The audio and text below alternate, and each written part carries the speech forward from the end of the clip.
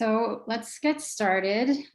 Good morning, good afternoon, good evening, everyone. Thank you so much for joining session 3 of this 4-part series dedicated to sourcing and material innovation in the fashion industry. This is in celebration of the launch of the CFDA.com Materials Hub, created in partnership with UGG. The Materials Hub is now live on CFDA.com, so go check it out under the resources and tools area of the site. I highly recommend it. My name is Tara St. James. I am a sustainability consultant in the fashion industry, also VP of Sustainability and Supply Chain at Another Tomorrow, which is a luxury brand based in New York City, and the founder of Resourced, which is a consultancy that works with fashion brands to help find sustainable and circular solutions to their supply chain. So I'm really happy to moderate this discussion on behalf of the CFDA on a topic that is very near and dear to me, which is fiber and material innovation. And we have some industry leaders joining us today who are working across different sectors of the fashion industry to spearhead and lead with their thought leadership to make change in the fashion industry. So I'm going to have each of these very powerful women introduce themselves and give us a little bit of their background. Just as a little bit of a reminder, you can put your questions in the Q&A section below. Also, feel free to join the chat if you have any comments. And we will leave about 15 or 20 minutes towards the end of the conversation to engage with our audience members in order to give you some time to ask questions either directly or just put them in the Q&A and I'll try to read them out loud. So this chat will be uploaded on CFDA.com and YouTube. So if you want to watch it again in the future or want to share with some of your network or colleagues, you'll be able to do that. But so we have some more time to allow. I'm going to hand it off to our first panelist, who is Beth Jensen from Textile Exchange, and she'll introduce herself. Excuse me. Hi, everyone. It's a pleasure to be here. My name is Beth Jensen, and I'm Director of Climate Plus Strategy for Textile Exchange. So Textile Exchange is a global nonprofit. We have over 600 members now, brands, retailers, suppliers throughout the whole value chain. And our reason for being is really to support the apparel and fashion industry in increasing uptake of preferred fibers and materials, really all in service of achieving environmental impact goals, starting with climate, but of course, biodiversity, water, and soil health goals as well as human rights and other related issues. Previous to Textile Exchange, I was Director of Sustainable Materials and Products for VF Corporation. And then prior to that, I oversaw the sustainability platform at Outdoor Industry Association, which is the trade association for the outdoor apparel and footwear sector. So I'm based in Colorado in the US. So nice to meet everyone. Thank you, Beth. Next, I'm going to hand it over to Christine Goulet, who works with, as I'm sure you're all familiar with the brand Pangaia. Christine works with Pangaia's B2B wing. So maybe, Christine, you can tell us a little bit about what you do separately from the brand and your background as well. Great. Yes, thank you. Thanks for having me today. I'm really happy and honored to be part of this panel.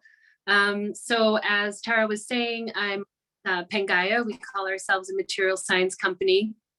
We have a direct-to-consumer brand, which has this text block, which you might see, where we transparently say the composition of our products, and we're really focused on bringing new innovations to the market. As Tara said as well, I'm on the B2B side, so this is a new sort of business unit that was launched in the last 6 months or so. And really what we're trying to do is provide a turnkey solution for brands and suppliers to be able to adopt and implement a lot of these technologies in a more efficient way or a quicker way. So we really work hard internally with our R&D team, our impact team, and with external partners, try to get different innovations, fabrics, dyes, et cetera, to a launch point, and then try to work with other brands and suppliers, as I said, to see how we can accelerate toward a more earth positive future altogether. So really excited to be on this journey with Pangaia. And previously I was at the Caring Group in the sustainability department, focusing on innovation and also supply chain for the last 6 years. Thank you. Nicole Rawling, I'll pass it on to you from MII. Yeah. Thank you. I'm really looking forward to hearing what you have to say today. Oh, I'm thrilled to be here. You've put together such an interesting panel. I can't wait to hear what everyone else has to say. So hi, everyone. I am Nicole Rawling. I am the CEO and co-founder of the Material Innovation Initiative. We're a fairly new nonprofit. We started about 2 years ago, so right before COVID. It's been an interesting journey. And we're here to support the next gen materials industry. And what we mean by next gen is materials that are more sustainable, animal-free, but still meet the performance and aesthetic requirements of the industry. And so we work really at the very beginning of, I would say it's even before the supply chain. So we work with investors and scientists and entrepreneurs to try and identify the white spaces in the industry where we think there needs to be more scientific R&D and where there needs to be new companies formed, and then help start those companies. And then we do support the entire ecosystem or industry for next gen materials. So we provide, as a nonprofit, we provide free advice to entrepreneurs, investors, scientists, and then we even do work with brands to help them move these materials into their supply chains. Before starting MII, I was the Director of International Engagement at the Good Food Institute, which is actually the programs we're copying at MII. The Good Food Institute helped start the alternative proteins industry. So if you've heard of Beyond Meat, Impossible Burger, all of those plant-based products that replace animal-based products, we helped develop that entire industry. So we're using very similar theories of change, very similar programs to do the same thing in the fashion industry. Amazing. And I'm really glad you shared some of your background for context as well, because I think that's the direction this industry is taking. And Regina, last but not least, joining us from Europe today. Hi, everyone. So very excited to be attending to this panel with all these great experts. Feel very honored. So thank you for the invitation. I'm Regina. I'm the CEO and founder of PYRATEX. PYRATEX is an R&D and textile supplying company based in Madrid. We are at the moment a team of 16. And what we do is that we develop responsible fabrics with innovative, natural, regenerative, or recycled fibers. And what we do is that we produce them locally and supply them to brands. Actually, we started producing all the PYRATEX fabrics in Europe, and now we are very excited to be able to start producing as well in the American continent, in Mexico, to serve the American continent locally, so all the American brands. And about my background, well, I started the PYRATEX mission in 2014 with the idea of being pioneers in the change that textile is living at the moment. We did 4 years of R&D till we were ready to start collaborating with brands supplying our fabrics. And at that time in 2014, I was a legal graduate. So since then, IP protection has been at the heart of our business. So yeah, very excited to start the panel. Thank you. So I'm going to kick this off with my first question to Beth, but as I mentioned before, please feel free if anyone else has some insight to jump in. And Beth, this is based anecdotally on some articles that I've seen, as well as some experiences that I've seen other brands who are friends or colleagues of mine go through with a history of being reluctant to share any of their sustainability initiatives that they may be working on internally, externally with their customer base or with a broader audience, for fear of being criticized for lack of perfection. And I think this philosophy has now been extending to what we're seeing with LCA analysis and other data assessment and science-based work. This lack of perfection can be paralyzing in the industry and can stop us from moving forward. So how do you feel, how are you seeing people approach this possible paralysis and then walk the line between finding preferred solutions and not being paralyzed by that lack of complete data? Because, and I just want to preface this with saying data is very important. And I know that that's very important to your work as well. So maybe you can give us a little context of how data is important and then what you're seeing. Yeah. Well, this is a huge topic of discussion in the industry right now, I would say. And And first to acknowledge that I think some of the reluctance, particularly for the larger publicly traded companies in the industry, is justified, just given all of the potential legal landmines that exist around product labeling and just all of the nuances of that. And so, and the other piece of this, I think, is, and when we start to get into the discussions about life cycle assessments or LCAs and the data to back up different environmental claims in the industry or environmental attributes, one of the things that we're seeing right now is really, this is historically an industry that's been dominated by creatives. And what we're seeing is that we really have a dire need in the industry to rapidly build out more of a scientific sort of skill set in the industry as well. So how do you use and interpret data and combine that with the real, I would say, sort of historical strength of the industry, which has really been on the creative side. So it's definitely an issue in the industry, and it's one that I give a lot of, there's a lot of attention being put to this right now. I think a couple things on this, I think brands and the industry at large really need to start thinking about beyond just what is the marketing ROI of doing something, of investing in a sustainable material, for example. Historically, I think a lot of companies have just really thought about that marketing ROI and what will sell more products. But what we actually need to do, I think, is shift this narrative more broadly to think about what is that broader ROI around things like impact reduction.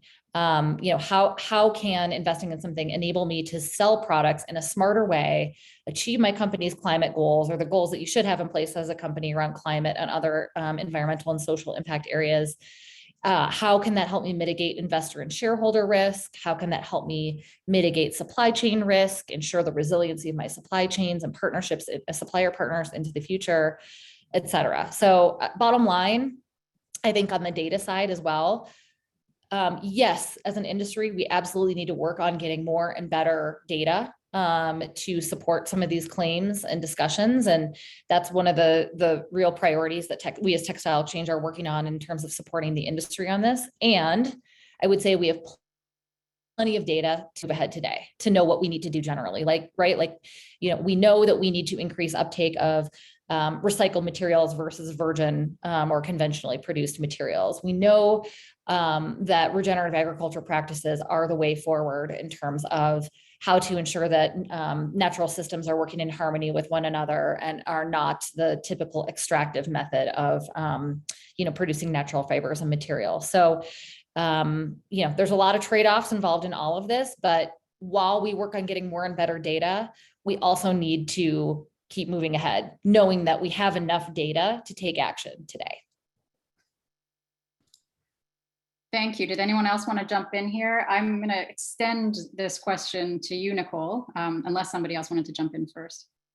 Well, I wanted to add something quickly. Yeah, I think as well, what is important here is to make the end consumer understand that what we are offering is a path for improvement, and what brands are doing is just trying to be better, but letting know the consumer that all the solutions are just progressing, and that way being transparent and as well spotting what we can do better and what we are trying to work on to improve would avoid possible claims. I think that's an excellent point, Regina, because we do tend to have very black and white perspective as customers on what people are doing. And there are a lot of intricacies and minutiae that's being dealt with by brands that often is really difficult to communicate outwardly, right? Mm-hmm. Especially when you have maybe a 10-second spot on TikTok or one image on Instagram, or even one web page on your website. Mm-hmm. I would just add something really quickly, which is a saying that I've been saying for many years, which is perfection is the enemy of good. So it's just what you were saying, Tara. If we're looking for perfection, we're never going to achieve it, and we're not going to advance on the other, on the improvements. And I do think there's been a lot of consumer research that shows that they would rather have a brand that's honest and talking about where they're not perfect than one that's trying to go out and pretend they're perfect. So I think showing that those fallibilities to the public actually can build more loyalty because it's more of an honest communication. So Nicole, I'm going to extend this to you as a continuation of that question.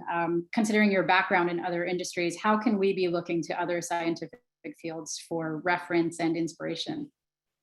So first, I'd like to say I totally agree with what everyone said here. And actually, if I can quote somebody from Pangaia, Christine, we use this all the time. Your Chief Innovation Officer, Dr. Amanda Parks, she said, and I quote, I'm actually pulling it up so I get it right. We need a lot of people doing some things better rather than a few people doing everything perfectly.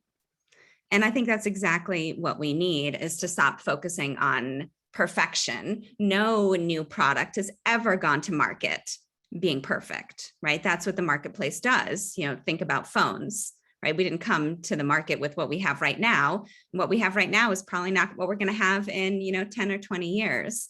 So we do need to test out products on the market. As to your specific question, I think that there is a lot of work that we can do in the scientific field. There are a lot of technologies that we could get into today that are being used to develop these new next-gen materials or any of the new products for the market. And there are things that we really haven't thought about before in the fashion industry. So for example, what we're calling micro-derived, or in the food industry, it's called precision fermentation. It's actually a pretty cheap way to make new products. And there's a lot of studies out there showing that even though it might be a little bit expensive now, the opportunity for low cost, sustainable products long-term is very high.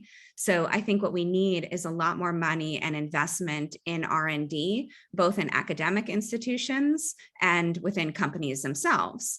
And so if we can get more investments into these companies with the experts in materials, experts in fashion, they can really solve both environmental problems. For us, what we also focus on is animal cruelty, and then get the right materials to the market that meet those brand and consumer needs. And on the consumer side, we've actually done a lot of studies on specifically next-gen materials, which really actually surprised us as well. So I'm hoping the statistics are surprising to everyone here. But we did studies in both the US and in China. In the US, 94% of consumers surveyed are likely to purchase a next-gen material over their incumbents. And so we focus on leather, wool, silk, down, fur, and exotic skins. So those are 94% are likely, 45% are highly likely. And then China, the numbers are very similar. It was 90% were likely and 70% were highly likely. So we really are seeing an interest from consumers and more awareness of where their products are coming from. That's fascinating. Just out of curiosity, was price factored into that question? So are they also willing to pay more for those next-gen materials, or do they want it to be cost neutral? So in the US, actually 39% were willing to pay more. We didn't ask exactly how much they were willing to pay more. And if anyone knows anything about consumer research, it's really actually hard to make I think, sound business judgments on things like this. It's more of trends. I'm not sure about China. I think we did ask, but I actually can't remember that number. All of these reports are available on our website for free. It's materialinnovation.org. Well, staying slightly on this topic, or on the topic of data assessment and science-based targets within the fashion industry, and if LinkedIn is anything to consider as a reference point, there is, or seems to be, a race to higher sustainability, circularity, and ESG-related positions by fashion brands.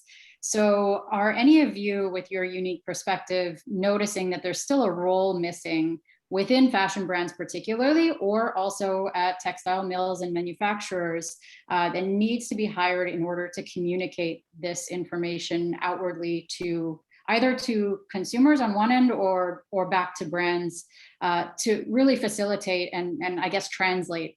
And I know, Beth, you mentioned that, I think you mentioned that most of these roles come from creatives, and I'm guilty of that myself. So where are you seeing a lack of new hires in the industry, and what do we need? Yeah, just to quickly start in on this one, as I mentioned earlier, there's this shift in understanding, I think, in the industry of really how technical some of this can be, and trying to translate that technical, really scientific information into, as we've been talking about, something that's really easily graspable by consumers, and trying to communicate the nuances here, right? Like we always say, most of the time the answer to is X better than Y from a sustainability perspective is it depends. So it's not a black and white communication most of the time. And so I'd go back again to, and I'm seeing, I've been sort of monitoring LinkedIn on this as well. I'm seeing so many postings for environmental data scientists or life cycle assessment managers, or whatever the role is framed as being, that person who can dig into the science behind the data that they're seeing, but then also translate that to their marketing and communications teams, to make sure that there's that bridge of like someone who can really understand what's going on behind things, so that claims are really accurate, and how brands are talking about things are accurate. And so I'm seeing just a plethora of those roles, and it's not something that a lot of people have been trained in. So I think it's a real opportunity, for academic programs to start building that capacity in their students into the future. Actually, if I could jump in, we just hired an environmental data scientist. So, because it is, Yep. We do need to rely upon this data. It was very hard to find her. I think she's absolutely amazing. And she does have experience in this next gen industry. The part of the issue is too, like when you're looking at the data right now, when you have different LCAs that are done by different companies, the parameters might be different, where they start the analysis, how they conduct the analysis, and the methodology. And so you can't, even if you have LCAs, you can't compare them against each other. And so part of our idea is, as a body helping the entire next gen industry, our environmental data scientist is going to come in, offer free LCA, not probably full blown LCAs, but LCA lights to all of the companies using the same methodology. We're also hoping to put together a coalition of both brands, also other nonprofits in the space, and material companies, so that we can together come up with a methodology that we can all agree upon to conduct these LCAs. Because I don't think everyone's going to agree up front. If you think about it, material companies want to share, want to keep, some of the things proprietary, like Regina was saying, right? You're very protective of IP. That makes sense, right? You don't want to share a lot of information. But then the brands will generally ask for way too much information. They actually probably don't need as much as they're asking for. And so we need to find a good middle ground that everybody can agree on. And so if we can create this coalition, we can then get buy-in from all parties, come up with the best possible methodology. Right now, it's not going to be perfect. Again, progress over perfection, and then get more data into the industry. I have something to add, which might seem a little out in left field, but I think we need more people from the HR specialty involved in sustainability, and not only from what I've been seeing is like if someone is onboarded, there might be something about sustainability, but in actually setting annual objectives and KPIs for everybody in the company that are related to the impact goals. Because otherwise, I just don't think we're going to get there fast enough. But if everybody, traditionally in the fashion world, buyers are incentivized to purchase fabrics at the lowest cost, so that you're getting the best margin. If they're incentivized to purchase based on, the most sustainable materials, then they're really going to change the way they're doing business. And so I think it is happening that different, companies are putting these objectives in to different roles, but I think it could be done in a more strategic way, a more systematic way. So I would actually say that I would love to see that happening more often. And then the second thing, kind of going on the data, and kind of drawing from what Beth said, it's super important to have the environmental data, but we do have enough data as well that shows that it's better business when you're more sustainable, not only relying on the consumer, but relying on the supply chain risk, the Dow Jones Sustainability Index performance. And so I do think we've been trying to prove the business case for sustainability for many, many years, but we have more now than ever before to sort of show this, what I've been calling like the ROII, so the return on investment for impact. And I do think we need more business analyst profiles that are drawing this together and trying to help senior management look at things not from a business unit perspective or a short-term perspective, but really more holistically and more long-term. Christine, that's so funny because we have a term that we use internally as well as Textile Exchange and externally that we call ROI squared. And it's the same thing, ROI of impact. And yeah, so anyway, yep. Thinking in the same mindset. Yep. Yeah, and actually linked to what Christine was saying about what we see that is missing between, because we see that in the majority of the brands, there is already sustainability teams. Definitely, I believe there is still missing in innovation teams within the company that can promote that innovation from the company itself. But in the case of sustainability teams, we see that sometimes there is no bridge, or there is still lacking a bridge between the sustainability departments and the rest of the company. And that's how we see that maybe price-wise or strategy or in terms of lead times, they are not sometimes aligned with the designers, the buyers, the production, the sourcing teams that maybe are closer to a design calendar that they have to follow and certain launches and certain objectives in terms of pricing. So I believe that these sustainability profiles should be within and inside those teams, and definitely on the innovation part, I really see that there should be an increase in the fashion industry of those teams that are connecting the brands with partners that want to increase the presence of wearable and functional technology. I think, and I'm glad to hear all of these perspectives. I think what this really brings up is a new philosophy of collaboration within the fashion industry. And, you know, having worked in the industry for 20 years and knowing that it was always very behind closed doors and hidden and proprietary. And of course, Regina, to your point about, you know, needing to protect IP makes sense, but this idea of collaboration and sharing resources, sharing information is now becoming very recently quite popular in the industry. And I'm curious if you all think this is going to be the way that the industry moves forward and is really what's going to, I've been told I'm not allowed to use the term move the needle, but I can't help but use it, even though I know it's a very corporate term. Do we think this is going to affect change in the industry?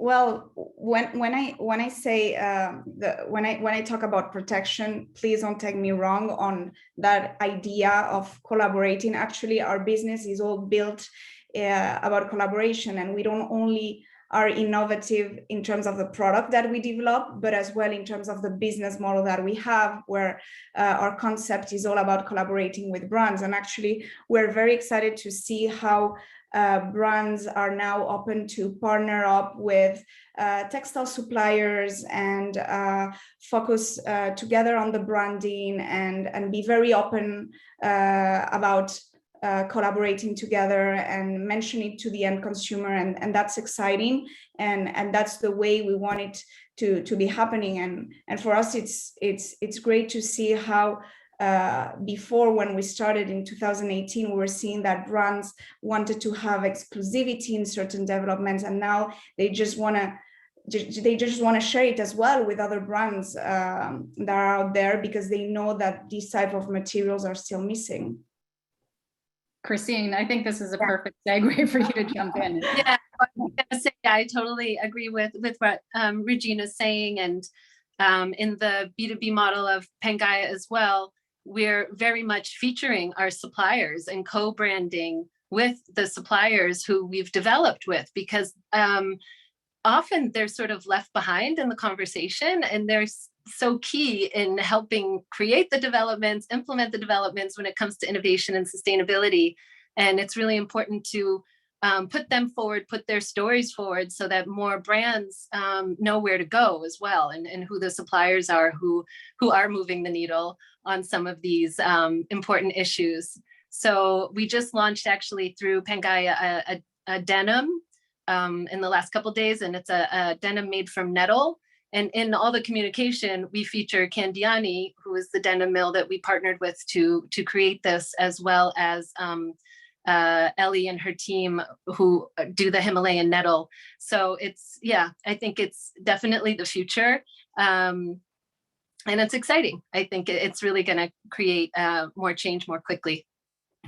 Well, you sort of jumped right into the next question that I had, and this is specifically for you, Christine and Regina, but anyone's welcome to jump in, is there always was that sort of level of opacity, and all of these supply chain stakeholders, vendors, manufacturers, textile mills were always hidden behind this layer of, whether it was secrecy or whether it was just, not wanting to confuse the customer, they were never really front and center or had consumer facing visibility. And now that seems to be changing. Now we're starting to be more familiar with names of, especially innovative textiles. I don't know if this is happening as much with, heritage mills like Candiani, for example, but it does seem like there is an onus on textile suppliers, and maybe in some cases manufacturers, to be building a brand themselves. So how important is this to your businesses? How is this changing the visibility of manufacturers or textiles, especially in the next gen space? Maybe Nicole as well, I'll include you there, because is this an added responsibility for them while they're trying to innovate, or is this important next step for their businesses? And how can we help as an industry? Well, I think that transparency is definitely summing up. And I think what was happening is that not only the product was outdated, but also the service and the business model, and probably not adapted to all the new brands that are rising and that have new needs. So I think the clients, in our case, the brands, they find themselves in a position where they need that support on the origin, on the impact of their textiles, and even on the fulfillment of environmental laws. So we partner to give them all that information, and often in a simple and appealing way, and also adapted to the end consumer that they have, because always the storytelling can be explained in a different way depending on who the end consumer is, from which origin, where are they based, what product are we talking about. So I think at the moment it's key. In our case, we didn't transform into that. We didn't change our business. That's how we started. And what we just see is an evolution from brands to be excited about the idea some years ago. Some of them, other ones were a bit more traditional, but and now we feel that there is just the need. They need it, and they end up looking for that. Not only, I think, with innovative suppliers as us, but as well with traditional ones. And I'm excited to start seeing on websites from brands with who we work, and sharing the names and even the addresses and the contacts. And I think that transparency, it's really avoiding the end consumer of being scared of greenwashing. Yeah, no, it's fascinating, I think, to see seems to be a real transition happening now in this transparency and in the relationship between brands and suppliers, where we're really moving toward these partnerships and away from the transactional to these partnerships, and again, putting that forward and being more vocal about it. So, we're finding with Pangaia that in the B2B side, it's kind of like the reverse of the Gore-Tex model. So Gore-Tex starting as B2B and having their little label so that people know that it's powered by that technology. And then they also tried the D2C after that with Pangaia. It started with the D2C, and now we have the little woven label saying, you know, powered by Pangaia science, so that people can recognize the technology provider behind it. So yeah, I think there's a bit of more fluidity, I guess, between like the veil has come down in a way. And so there's more fluidity between brands, between suppliers, between the consumer and the supplier and the brand. So it's a real, yeah, transition period at the moment. But again, it's going to lead to much quicker change, I think. And just to add one other quick thing is that also what part of our model is actually we've created joint ventures with some of our main suppliers. So with scientists in Italy called Grado Zero, and with a fabric mill in Portugal called RGD. So, you know, through these joint ventures, we can really align and really hopefully speed up the process as well, and work very closely together. So again, it's moving toward this partnership model.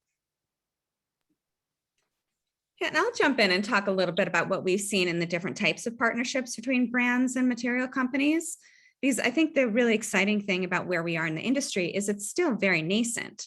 So there aren't a lot of rules. There's just a lot of opportunity and different ways to do things. And so we've seen that we've got brands that invest in next gen material companies, right? They're actually making a financial investment, which, you know, we can't share a lot of those deals if we know it or they aren't public, but, you know, usually that means that there is some first come, first serve. They get rights of first refusal on those materials. Then there's just behind the scenes analysis and partnership. The brands are experts in what they need in the materials to make the goods they want. And so they can take some of the material from the material companies and review them, analyze them, test them out in prototypes, and give behind the scene advice. And we have seen that happen with a couple of brands with no other requirement. They just want, the brands also get that ability to see the material and test it out. Then we have, you know, official partnerships with goods. So where they come together and the brand creates a good with that exact material. There's also times where the brand will take the material and make some changes in-house. A good recent example of that is Mica Works and Hermes. They're taking the base material and then making some changes with their own material experts in-house. And then there are brands, not a few, that do have their own innovation, you know, science and technology teams that are creating their own materials. And those teams can also have partnerships with material companies because there is so much to learn from each other and so much opportunity in those partnerships. So the message I'd like to get across is that there are a lot of options, and it's just worth discussing what works for you and, you know, the potential partner. Thank you. This actually leads to an audience question. And so for anyone who has a question, please feel free to dump them into the Q&A or raise your hand if you want to ask your question live, and I'll bring you to the stage to ask it. And this question is from Olivia Morgan. How do you advise small brands in competitive categories who consider their supplier partnerships to be a competitive advantage still be transparent about suppliers to their consumers? Any advice or recommendations or examples of how you've seen that navigated in the past? It is a tricky one. I could talk from a legal perspective. Actually, I'm a lawyer as well. It's cool to hear that Regina is as well. I mean, my advice from a business perspective is, if the industry is going to be requiring more transparency, which I think we are, you have to see what your consumers want, and, you know, sort of play that out. But I do see it is going to move towards more transparency. The best way to protect yourself is agreements with your suppliers. So ensure that you have a solid supply chain. And if you are in early and you do have the capability, which might be harder for a small brand, you know, having some sort of exclusivity agreements is the best way to protect yourself.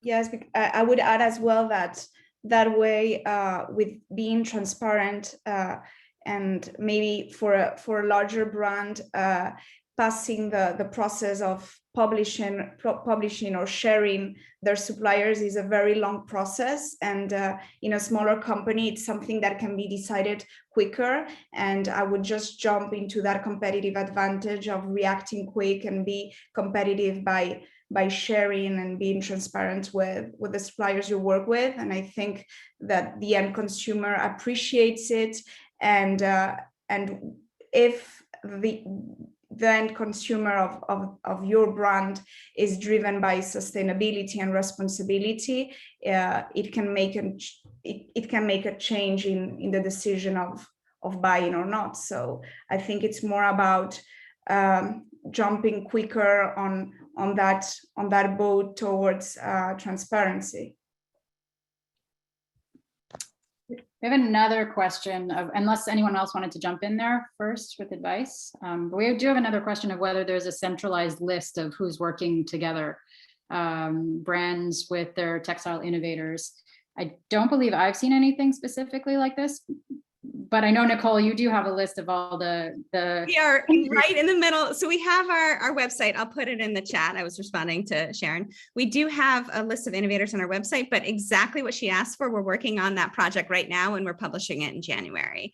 So if anybody's looking for any particular partnerships with Next Gen Materials and brands, and also in brand investments in Next Gen Material companies, it's coming out. I think our current publication date is like January 18th. I would also add that Textile Exchange publishes annually a preferred fiber and materials market report.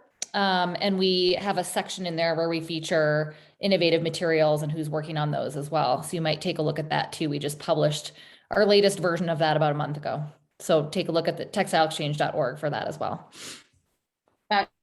Yeah, Beth, because that is a great resource and a very robust report to read through, and I look forward to it every year. We will be putting contact information and any references along with the notes for this session. So anyone who's looking for contact info, we'll be publishing that through cfda.com. So no worries about contacting everyone. We can also put those in the notes too. Thank you, Nicole, for adding that. So I do want to bookend our Q&A from audience with a section that I'm now going to start calling rants and raves. And I want to end this conversation on a high note, so I'm going to keep the raves towards the end, and I'm going to give you some time to think about someone that you want to highlight that's really exciting, whether it's a textile innovator or new research or strategy. But first, we'll start with the rants. So what are you currently, where is there room for improvement, for example, in the industry? What are you on a soapbox about today, this week, this month, this year?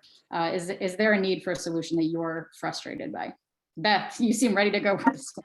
I love how quickly Beth took herself off mute. I actually didn't do that on purpose.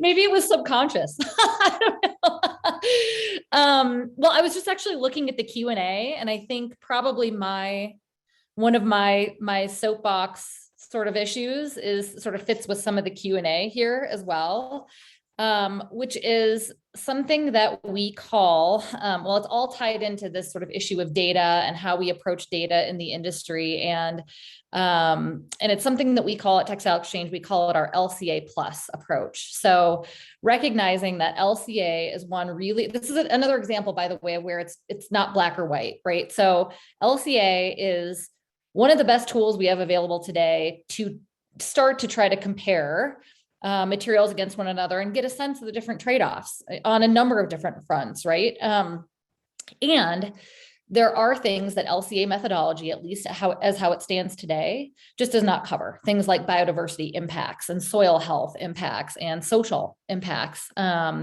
So at Textile Exchange, we have, again, what we call this LCA plus approach. And I think, so what that means is that we are working on supporting the industry in getting better and more granular and more accurate LCA data, particularly the life cycle inventory data, which is the basic input-output data that then gets assumptions put around it based on any specific sourcing scenario or supply chain. Getting more of that data that's not that's not assumption based for the industry to be able to use to more efficiently create LCAs, which can be very time consuming and costly. But the other piece of that is then while we're doing that, we also want to work on how do we start to measure these other outputs these other outcomes, around materials, things like biodiversity. And so that's where initiatives like science-based targets for nature, which is under development right now, is super exciting because they have a lot. And this is again where it gets very scientific and technical very quickly. And so we need all those scientific minds and experts to help us think through how do we also start to measure some of these other impacts. But again, not let all of this stop us from moving in the direction we know we need to move at a higher level, right? So back to the original point of the discussion. But hopefully that helps sort of start to address some of the questions I'm seeing come into the Q&A as well. Yeah, specifically, I think you're responding to Alex and Jasmine's questions. Hopefully, too, that covers the basis. If not, we can elaborate. Ooh, they're coming in. Yeah, and just one more quick thing on that. One of the things we're looking into as Textile Exchange is what's the most efficient way to support the industry in this topic, right? So I think instantly the brain goes to, well, can we support doing a bunch of new LCAs? Well, each of ththose LCAs carries a very specific set of assumptions. And while it is useful, it's not necessarily able to be scaled out, or it's not necessarily accurate in a broader sense as companies are trying to use that data. That's why we have we're going forth with building out a project for the industry starting in 2022 around gathering this life cycle inventory data, which is specifically the piece that doesn't change. Essentially, it's the basic input output data. So more to come on this. But we're really doing a lot of thinking about this in the Textile Exchange, recognizing this huge gap for the industry right now. I can maybe go next, Tara. So I have two things I say quite a bit, and one of them is about aligning incentives. So it goes with what I was mentioning about how we actually need to give everyone objectives related to sustainability. But whether using a carrot or a stick, if there are financial incentives for people to make decisions in the direction of sustainability, things will go much faster. It will just go way faster. So if people see that they're going to make money, if regulation is put into place saying you're going to lose money if you don't do it, it's just like a key thing that everyone has to align. We have to make sure incentives are aligned. So it's something I say quite a bit, but I really think it needs to filter down to every single person in a company. And that's really what a future-looking company is going to have. These impact is not going to be, we always say double or triple bottom line, but in reality, it's really one bottom line still, I feel, without wanting to sound cynical about it. So if we do want the social and the environmental to be as important, then there has to be a financial tie to that because that seems to be a big motivator. And then the second thing is about KPIs. Like, I also think that in the business world, everybody is completely programmed to say, oh, okay, we're going to pilot this. What are the KPIs we're going to track to make sure this is a successful innovation or a successful material? So, are we increasing our revenue? Are there more conversions, et cetera? But it's not as much second nature yet to be collecting the KPIs around impact when we're changing our functions, our business strategies. And it has to be something that we track just as we would track business KPIs in almost every decision that we're making. And this is going to allow us to have so much primary data where we don't need to rely necessarily on this specific LCA for this thing, but we're just going to know because we're collecting information all the time related to impact, what the differences and changes are. And so I think also asking is, we don't ask enough on the impact side to our suppliers, to other people in our teams. And so again, developing this instinct of second nature to continue to ask all the time about this will make people realize how important it is and start prioritizing it more. And so that's my little addition to this question. Great. I'm going to bring up one audience member just to break things up a little bit. P. Goldwire, I'm going to allow you to talk now. And I imagine you have a question. And then we can jump right into a few other questions that have come through.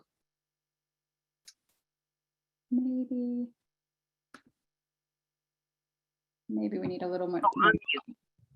Hi. Unmute. Hi. Hey. How are you? Good. I had a question. I joined the conversation a little bit later, so I'm not sure if anyone asked this.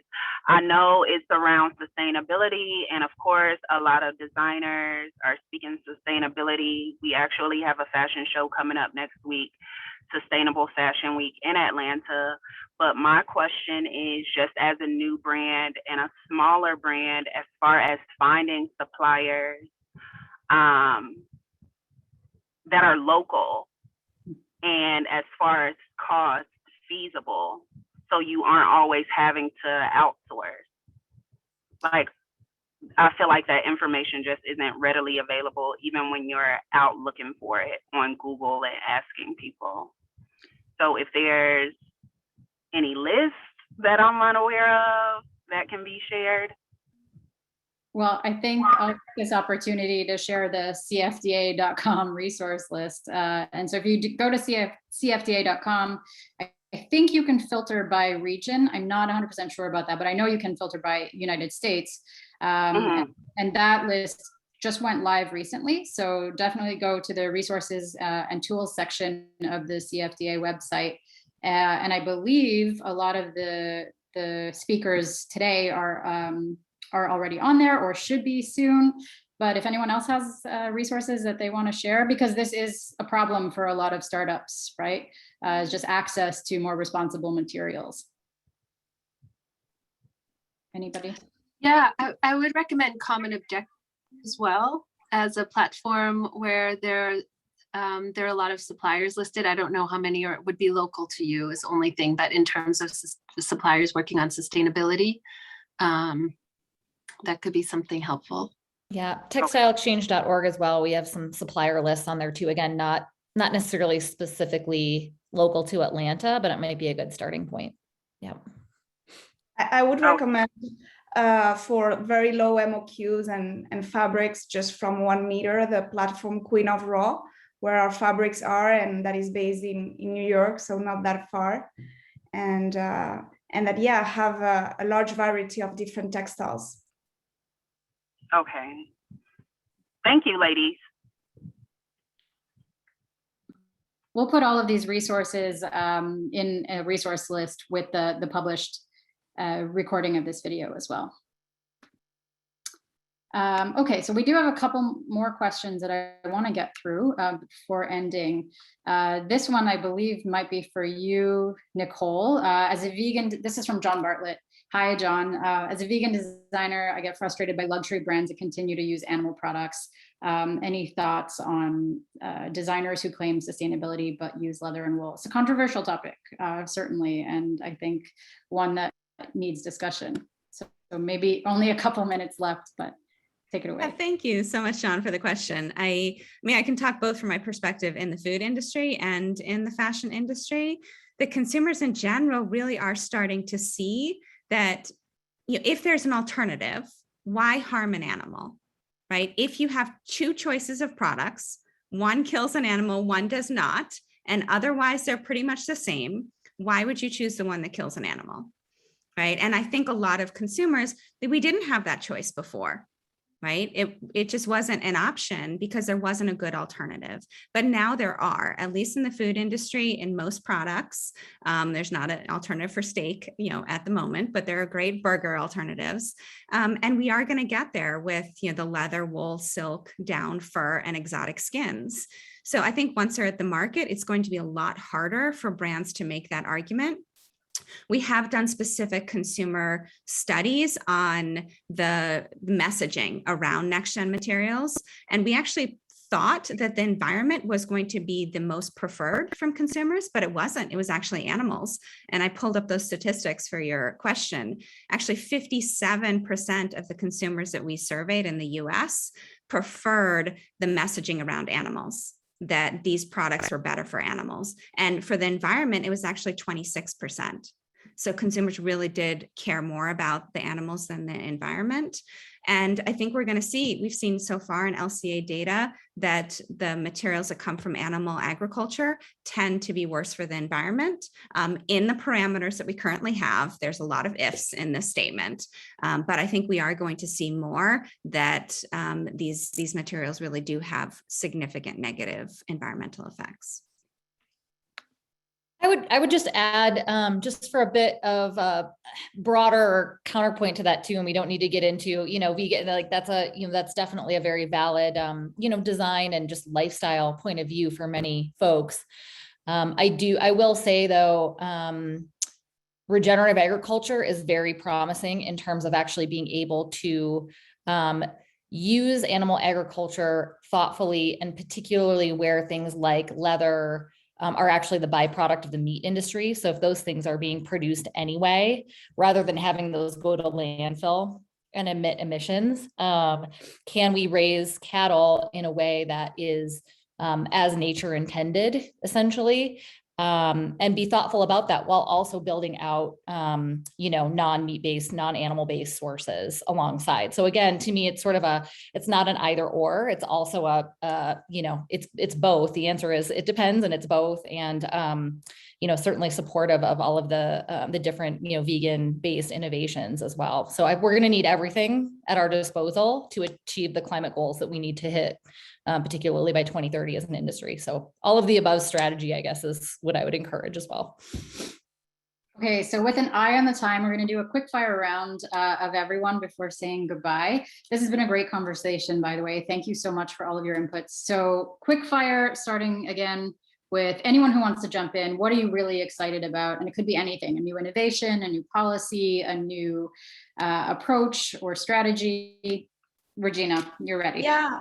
I would say that digitalization, it's something that we didn't have time to discuss today, but I think it's going to be key for all that data that we're gathering. And it's going to be, I think it's a lot going to be about that, and how the digital world is going to be more blended with the real world, and I believe that it's exciting. So I think the fashion industry is going to benefit a lot from it. We'll have to be careful because digitalization has also an impact, and it's important to work together. So we make it positive and regenerative, but yeah, I'm excited about digitalization.